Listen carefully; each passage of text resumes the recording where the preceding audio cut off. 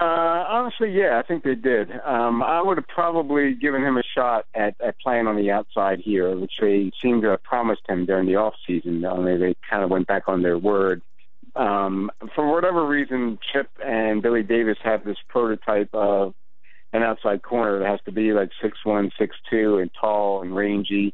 Didn't seem to work out too well with Kerry Williams and Bradley Fletcher, but they seem to be willing to stick with that. And the fact that Brandon's 5'9", 5'10", maybe, they just see him as purely as a slot corner, and they really weren't willing to give him the opportunity to play outside. So, but I would have. I mean, you have a weakness there. You got rid of both of your starting corners. I mean, you obviously filled one with Byron Maxwell, but I'm not sure that Nolan Carroll is the answer on the other side. I think I would have given Boykin an opportunity to compete with him. Now, Boykin basically said that he wanted a shot to be on the outside, and he felt they never gave him the shot.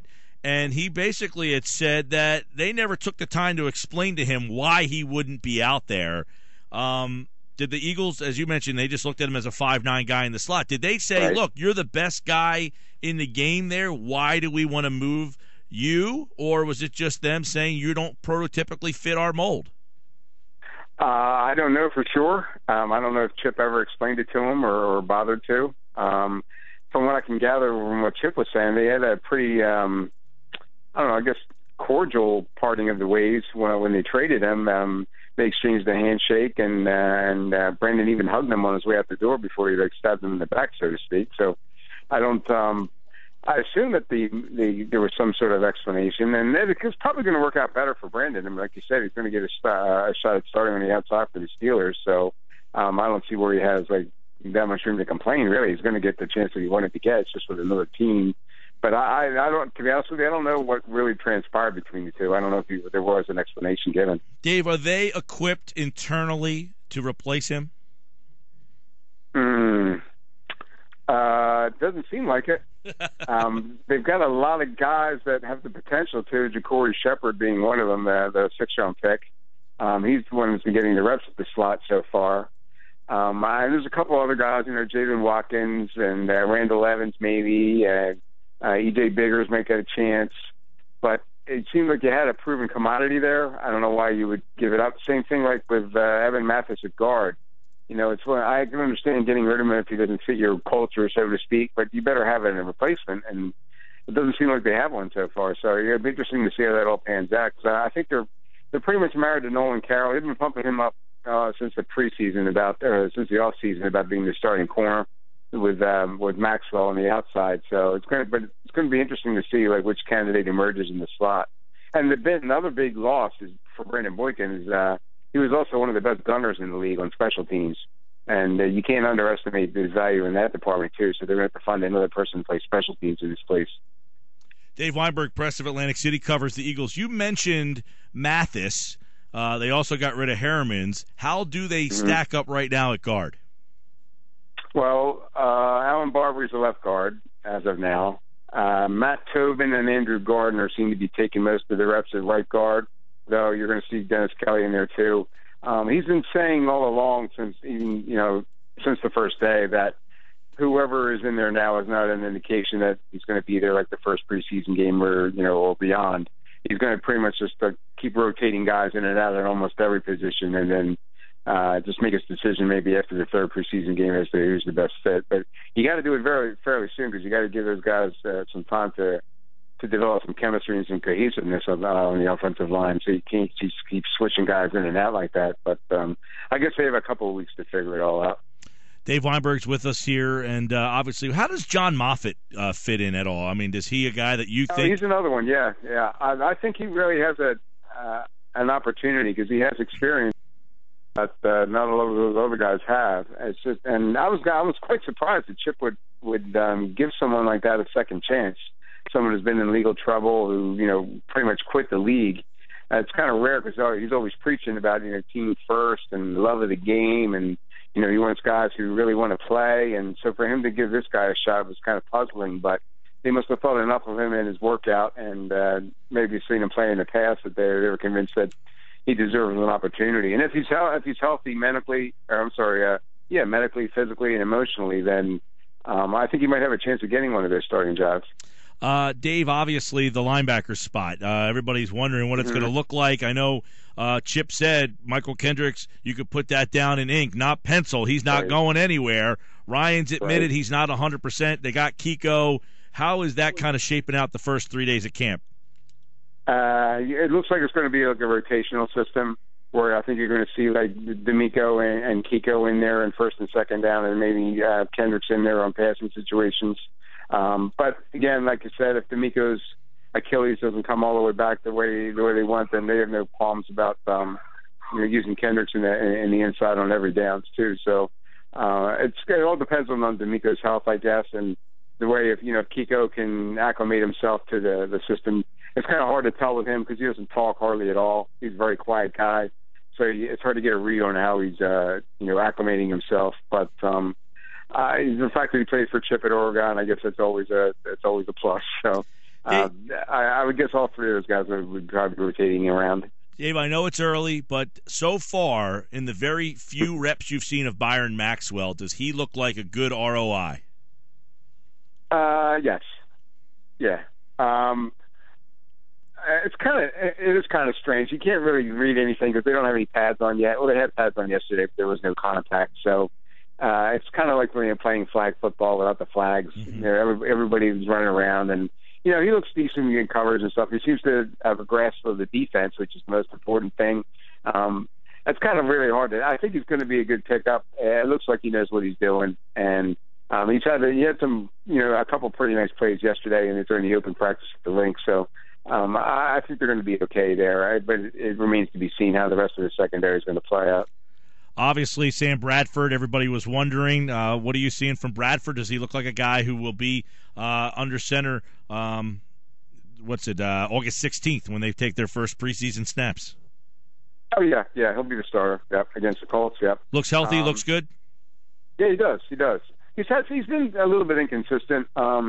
He seemed to take. All the quarterbacks seemed to struggle yesterday for whatever reason. I don't really know why, but he's had a pretty good camp so far. He doesn't have a brace on his knee anymore.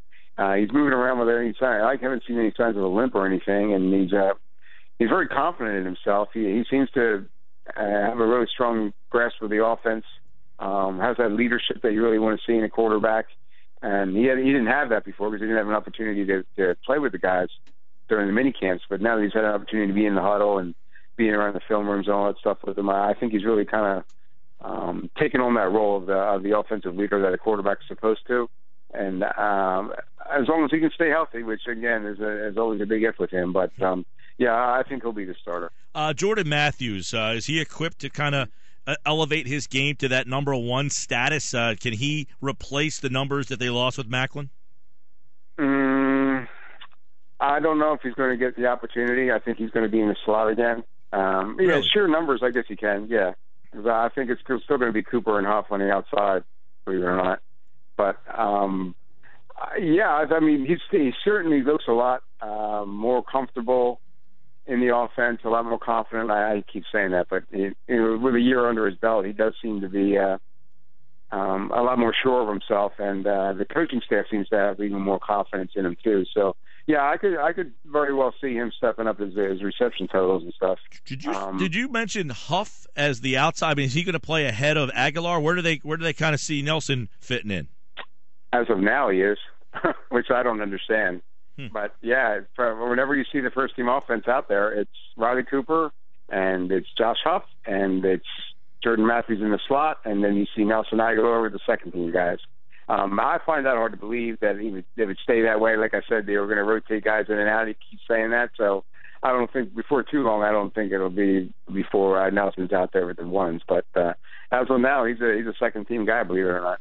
And same for Ertz? Ertz? Oh, yeah, same thing. I would probably, Chip is really a big Brent Selleck fan.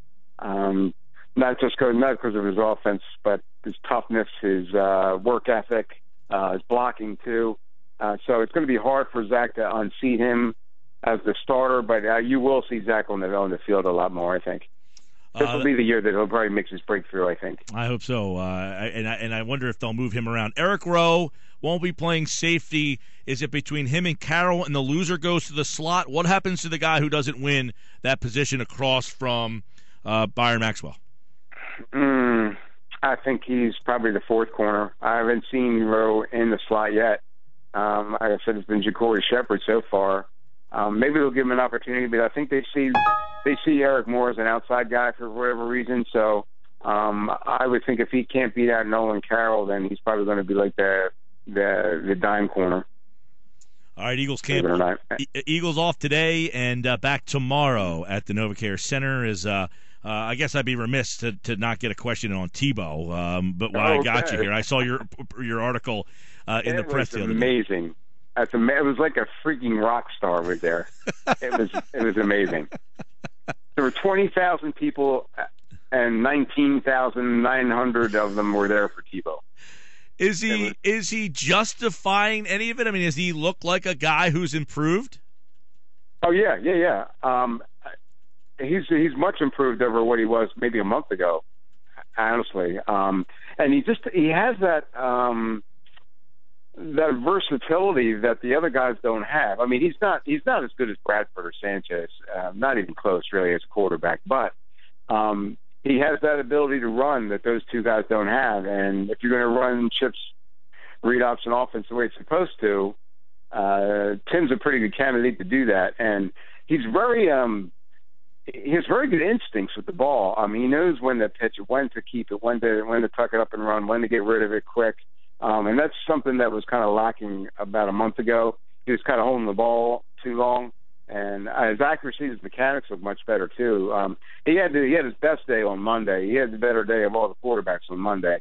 Yesterday, he kind of struggled as did all the other guys too. But he's certainly not worth the hype that everybody's giving him. I think that's more because of his personality and his background and stuff. But I won't be surprised at all if he's the third-string quarterback coming opening day. As you tweeted, Chip impressed with the zip Tebow had on his passes, but the test will come. I guess him and Barkley will battle it out August 16th. That will be the story, Tebow versus Barkley, and we'll see how that one plays out as Dave writes over at the Press of Atlantic City.